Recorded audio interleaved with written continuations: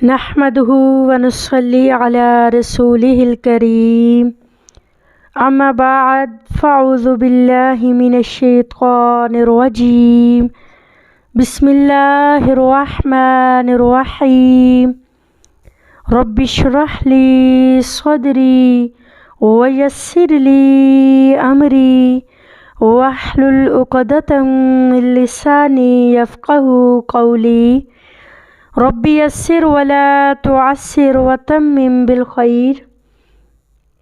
الحمدللہ آج اس ویک کی آخری اور چوتھی کلاس سورۃ البقرہ آیت نمبر 74 سے 78 تک کی آیات کی ہم تفسیر دیکھیں گی، صرف ایز اے سمری ٹائپ، کہ جس میں ہمیں ایک بات کا خلاصہ سمجھ آ جائے کہ اللہ رب العزت نے ان آیات کے اندر کیا فرمایا ہے۔ شروع اللہ کے نام سے جو بڑا ہی مہربان نہایت رحم والا ہے۔ ثم قست قلوبکم من بعد ذلک فہی کالحجارۃ او اشد قسوہ، پھر اس کے بعد تمہارے دل سخت ہو گئے تو وہ پتھروں کی طرح یا سختی میں اس سے بڑھ کر ہو گئے۔ وَإِنَّ مِنَ الْحِجَارَةِ لَمَا يَتَفَجَّرُ مِنْهُ الْأَنْهَارُ، اور بے شک پتھروں میں سے یقیناً کچھ وہ ہیں جن سے نہریں پھوٹ نکلتی ہیں۔ وَإِنَّ مِنْهَا لَمَا يَشَّقَّقُ فَيَخْرُجُ مِنْهُ الْمَاءُ، اور بے شک ان میں سے یقیناً وہ بھی ہے جو پھٹ جاتا ہے تو اس میں سے پانی نکل آتا ہے۔ وَإِنَّ مِنْهَا لَمَا يَهْبِطُ مِنْ خَشْيَةِ اللَّهِ، اور بے شک ان میں سے ہے جو یقیناً اللہ تعالیٰ کے خوف سے گر پڑتا ہے۔ وَمَا اللَّهُ بِغَافِلٍ عَمَّا تَعْمَلُونَ، اور اللہ تعالیٰ اس سے ہرگز بے خبر نہیں جو تم عمل کرتے ہو۔ ان آیات میں بنی اسرائیل کی سنگ دلی کے بارے میں اللہ تعالیٰ نے وضاحت کی ہے کہ اس کے بعد تمہارے دل سخت ہو گئے۔ اللہ تعالیٰ نے جیسے بنی اسرائیل کو انعامات سے نوازا، مردوں کو زندہ کرنے جیسی اپنی بڑی بڑی نشانیوں کا مشاہدہ کرایا، تو ان لوگوں کے دل نرم پڑنے چاہیے تھے مگر وہ سخت ہو گئے، گویا کہ پتھروں جیسے ہیں۔ دل کی سختی کیا ہوتی ہے؟ دل پر کسی ہدایت یا نشانی کا اثر نہ ہونا، دل کا اچھی بات کے لیے بند ہو جانا، دل کا نہ پگھلنا، حق قبول کرنے کے لیے دل کا بند ہو جانا، یا پھر دلوں کا ایسے ہی سخت ہونا کہ ان پر نصیحت اثر نہیں کرتی۔ ایک اور بڑی ہی پیاری بات ہے، فَهِيَ كَالْحِجَارَةِ، اللہ تعالیٰ نے بنی اسرائیل کے دلوں کی سختی کے بارے میں فرمایا کہ وہ پتھروں کی مانند ہیں جو لوہے سے زیادہ سخت ہوتا ہے، کیونکہ لوہا پگھل جاتا ہے جبکہ پتھر کبھی نہیں پگھلتا۔ پھر اللہ تعالیٰ نے فرمایا کہ پتھروں سے بھی زیادہ سخت، یعنی وہ کسی طور پہ کم ہو ہی نہیں سکتے۔ یہ دل سختی میں ان پتھروں کی طرح ہیں جن کا کوئی علاج نہیں، بلکہ یہ تو پتھروں سے بھی زیادہ سخت ہیں، کیونکہ پتھروں سے تو چشمے اور نہریں بہہ پڑتی ہیں۔ بعض پتھروں سے پانی نکل آتا ہے گو وہ جاری نہ بھی ہوں، اور بعض پتھر اللہ کے ڈر اور خوف کی وجہ سے پہاڑ کی چوٹیوں سے گر کر نیچے آ جاتے ہیں۔ تو ذرا سوچنے کی بات ہے کہ اللہ تعالیٰ نے انسانی دل کو سخت پتھر سے تشبیہ دی، اور پھر یہ کہا کہ پتھروں کی سختی جو ہے انسانوں کے دلوں کی سختی سے بھی کم ہے۔ بڑا ہی غور طلب بات ہے، جب ایک انسان سچائی کی طرف جانے کی بجائے اپنا رخ بدل دیتا ہے، آہستہ آہستہ انسان کے دل سے اللہ کی یاد نکلتی جاتی ہے، کیونکہ مقصد تبدیل ہو جاتا ہے، پھر اور طرف دل مصروف ہو جاتا ہے، پھر آہستہ آہستہ دل سخت ہو جاتا ہے۔ وَمَا اللَّهُ بِغَافِلٍ عَمَّا تَعْمَلُونَ، پھر اللہ تعالیٰ اس سے ہرگز بے خبر نہیں جو تم کرتے ہو۔ تو بات یہ ہے کہ یہاں پہ اللہ تعالیٰ نے تھوڑا سا اور ہمیں اکسایا ہے کہ اللہ اس سے غافل نہیں جو تم عمل کرتے ہو، یعنی اللہ کے سامنے تمہارا کوئی عمل چھپا ہوا نہیں ہے، جو تم سے چھپایا اسے اللہ کھول سکتا ہے۔ جیسے اللہ زمین میں چھپے بیج کو کمپل کے نکلنے سے کھول دیتا ہے، ایسے ہی گناہ اپنے اثرات سے کھل جاتے ہیں۔ سوال پھر بار بار دل میں یہی اٹھتا ہے، اللہ نے دل کی سختی کو پتھر کی سختی سے زیادہ شدید کیوں قرار دیا؟ ہم تھوڑا سا دیکھ لیتے ہیں کہ پتھر کی سختی، پتھروں سے چشمے پھوٹ نکلتے ہیں، انسان کی آنکھ سے اللہ کے خوف سے آنسو کیوں نہیں نکلتے؟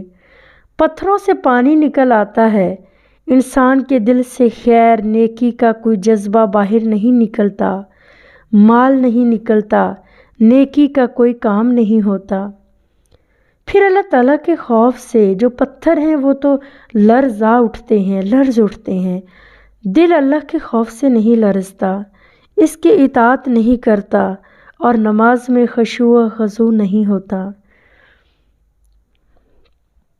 تو اگر دیکھا جائے تو اس آیت کے اندر اللہ رب العزت مومنوں کے دلوں کو اپنی طرف مائل کروانا چاہتے ہیں کہ مومنوں اپنے اپنے دلوں کا جائزہ لو۔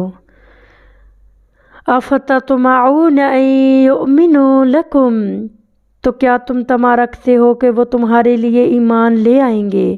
وَقَدْ كَانَ فَرِيقٌ مِّنْهُمْ يَسْمَعُونَ كَلَامَ اللَّهِ، حالانکہ یقیناً ان میں سے ایک گروہ ہمیشہ سے اللہ تعالیٰ کا کلام سنتا ہے، ثُمَّ يُحَرِّفُونَهُ مِن بَعْدِ مَا عَقَلُوهُ وَهُمْ يَعْلَمُونَ، پھر اس کے بعد اس کو بدل دیتے ہیں کہ وہ اسے سمجھ لیتے ہیں اور وہ جانتے ہیں۔ یہ آیت انصار کے بارے میں نازل ہوئی جو یہودیوں کے حلیف تھے، ان کے درمیان رضاعت اور ہمسائیگی تھی، وہ چاہتے تھے کہ کاش یہودی اسلام لے آئے۔ اس پر اللہ تعالیٰ نے یہ آیت نازل فرمائی۔ یہودی اہل کتاب تھے اور رسول اللہ صلی اللہ علیہ وسلم کی آمد سے پہلے آپ صلی اللہ علیہ وسلم کے انتظار میں تھے۔ یہودیوں کی باتیں سن کر بہت سے لوگوں کے دل میں اسلام قبول کرنے کا جذبہ ابھرا، اس لیے امید تھی کہ یہودی آگے بڑھ کر اللہ کے نبی کا ساتھ دیں گے اور آپ پر ایمان لے آئیں گے، لیکن سب کچھ اس کے الٹ ہوا۔ جب انہوں نے دیکھا کہ اللہ کے نبی صلی اللہ علیہ وسلم بنی اسرائیل کی نسل سے نہیں ہیں، تو وہ الٹا آپ صلی اللہ علیہ وسلم کے مخالفین میں سے کھڑے ہو گئے۔ وَإِذَا لَقُوا الَّذِينَ آمَنُوا قَالُوا آمَنَّا، اور جب وہ ان لوگوں سے ملتے ہیں جو ایمان لائے تو کہتے ہیں کہ ہم ایمان لائے۔ وَإِذَا خَلَا بَعْضُهُمْ إِلَى بَعْضٍ، اور جب بعض ان کا بعض کی طرف تنہا ہوتا ہے، قَالُوا أَتُحَدِّثُونَهُمْ بِمَا فَتَحَ اللَّهُ عَلَيْكُمْ، تو کہتے ہیں کہ کیا تم انہیں وہ باتیں بتاتے ہو جو اللہ تعالیٰ نے تم پر کھولی ہیں، لِيُحَاجُّوكُمْ بِهِ عِندَ رَبِّكُمْ، تاکہ وہ ان کے ساتھ تمہارے رب کے پاس تم سے جھگڑا کریں۔ أَفَلَا تَعْقِلُونَ، تو کیا تم سمجھتے نہیں؟ اس میں بھی پچھلی آیت کا سیاق و سباق ہی ہے کہ یہودی رسول صلی اللہ علیہ وسلم کی نبوت کا اقرار کرتے مگر ایمان نہیں لاتے تھے۔ تو اس میں ان کی ایک روش، ایک طریقہ کار یہ بتایا ہے کہ وہ لوگوں کے سامنے کہتے ہیں کہ ہم ایمان لائے، لیکن جب تنہا ہوتے ہیں تو وہ در حقیقت یعنی ان کے دل کے اور باہر کی باتوں میں اختلاف ہے، قول و فعل میں ان کا تضاد نظر آتا ہے۔ اولا یعلمون ان اللہ یعلم، کیا وہ نہیں جانتے کہ یقیناً اللہ جانتا ہے، ما یسرون وما یعلنون، جو کچھ وہ چھپاتے ہیں اور جو کچھ وہ ظاہر کرتے ہیں۔ اللہ تعالیٰ نے اس آیت کے ذریعے بنی اسرائیل کی ایک بیماری کی نشاندہی کی ہے اور بنی اسرائیل کے عقیدے کی ایک خرابی کی وضاحت بھی بیان کی ہے کہ وہ اپنے عقائد کو چھپاتے ہیں، اور اس لیے تاکہ یہ چیز اہل ایمان کے لیے ان کے خلاف حجت نہ بنے۔ انہیں اس بات کا شعور ہی نہیں کہ نبوت کی پہچان صرف بنی اسرائیل تک محدود نہیں، اللہ تعالیٰ نے اس کو بلکہ قرآن حکیم کے توسط سے خود ہی کھول دیا ہے۔ وَمِنْهُمْ أُمِّيُّونَ لَا يَعْلَمُونَ الْكِتَابَ إِلَّا أَمَانِيَّ وَإِنْ هُمْ إِلَّا يَظُنُّونَ، اور ان میں کچھ ان پڑھ بھی ہیں جو کتاب کا علم ہی نہیں رکھتے سوائے چند آرزوؤں کے، اور اس کے سوا کچھ نہیں کہ وہ گمان کرتے ہیں۔ اس آیت میں بھی اہل کتاب کے کچھ امیوں یعنی ان پڑھ لوگوں کا حال ہے کہ ان میں سے ان پڑھ لوگ بھی ہیں جو علم والوں میں شامل نہیں، یعنی وہ کتاب کا نہ علم رکھتے ہیں، نہ اس پر عمل کرتے ہیں، نہ اس کے پیغام کو پہنچاتے ہیں۔ تلاوت کے سوا ان کا اس کتاب میں کوئی حصہ نہیں، ان کے پاس اپنے سے پہلے لوگوں کی خبر بھی نہیں۔ تو یقیناً گمان حق کے مقابلے میں کچھ بھی کام نہیں دیتا۔ گمان پر زندگی کی بنیاد رکھنے سے زندگی انتشار کا شکار ہو جاتی ہے۔ اللہ سے دعا گو ہوں اللہ رب العزت ہمیں ان آیات کے اندر چھپے میسیج کو سمجھنے کی توفیق عطا فرمائے۔ سبحانک اللہم و بحمدک نشہد ان لا الہ الا انت نستغفرک و نتوب الیک۔ السلام علیکم ورحمۃ اللہ وبرکاتہ۔